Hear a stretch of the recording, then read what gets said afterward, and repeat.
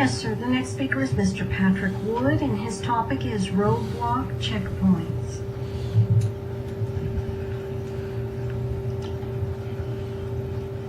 Good morning, Mr. Mayor.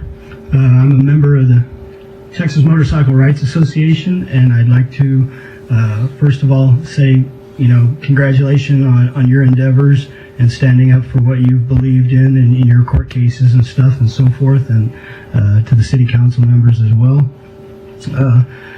My problem today is that we've gone on for quite a long time here in the city of El Paso. It seems that we are at some point no longer part of the rest of the state of Texas. I'd like to read a few passages and some information.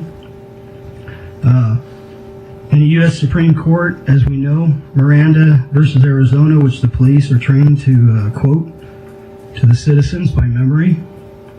And in these rights of the Constitution are chiseled, and things that are also written and chiseled in stone.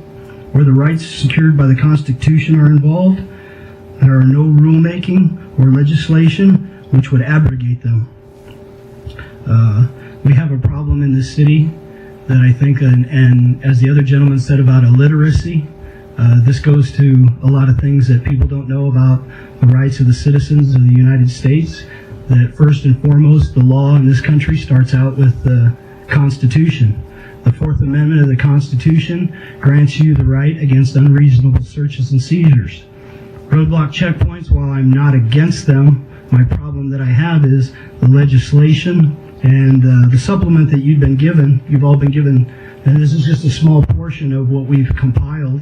Under the Freedom of Information Act, several court cases, including in 1994, a criminal appeals court had ruled, and these are just some case law that has come along, that goes along with this, is that until the legislative body of the state of Texas, the governing legislative body, which would be there in Austin, the House of Representatives and the Senate, and to the governor, until such time as set forth in legislation, DWI sobriety checkpoints and driver's license insurance checkpoints are a open-ended investigation on each person that is pulled up and stopped.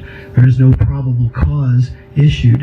And as of yet, the last 2 years that I've been really working really hard in our organization down in Austin, they are constantly down in the catacombs with the representatives.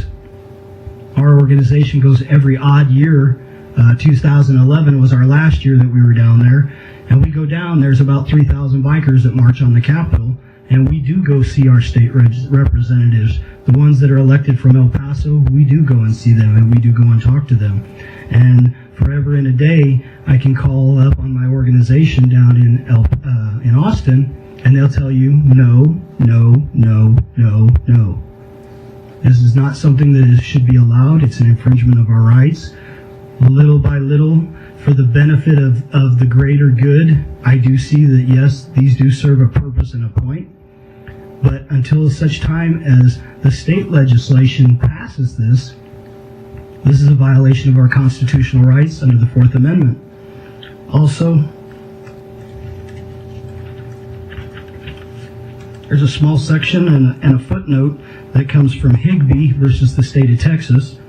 And the Supreme Court runs in rules with this, and it's the fourth footnote along this case, where it reads, the concurring opinion asserts, based on the Supreme Court's related references, that the language and this indictum to prowess, which is a law case that's referenced in the documentation that you have in front of you, the traffic safety roadblocks have continued viability.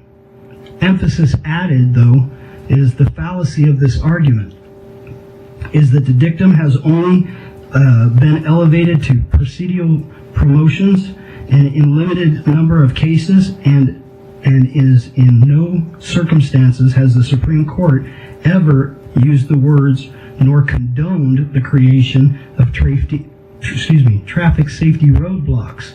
So for the safety of the greater good of the city of El Paso, and as a veteran and a patriot, I'm a Patriot Guard rider.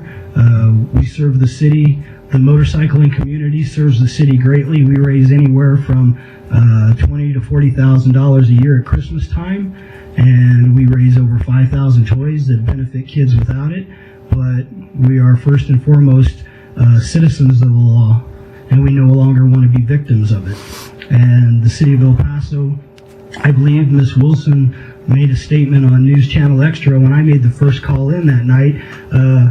The state legislation has set these aside. They have died in committee. The DWI sobriety checkpoint, 2 years running, has died in committee. You can go to TMRA2.org, click on legislative, the sub bar will come down, and you can click on current bills. And you can see how well informed we are about what our state legislators are doing. And the documentation that I've got here that I've received from the city under the Open Records and Freedom of Information Act, if you look in the back section, I asked our city attorney's office what gives the police department, and the runaround that I've got about this is the biggest problem, is the delegation of authority. Where does it come from? Because the documentation that I have from the state's attorney's office, the Attorney General Abbott's office, is that this doesn't exist yet. And I've got a letter here from city attorney's office where it says roadblock checkpoints are mandated by the state. Then I further asked, well, I'd like to see that mandate, and I couldn't get that, but I got a copy of 521.025 of the Texas Transportation Code. Mr. Wood, your time, please. Just a moment, just one brief last comment. I'm well versed on this, on the law, and nowhere does it say anything about roadblock checkpoints being accessible or a reason or allowed in the state of Texas or here in El Paso. Thank you.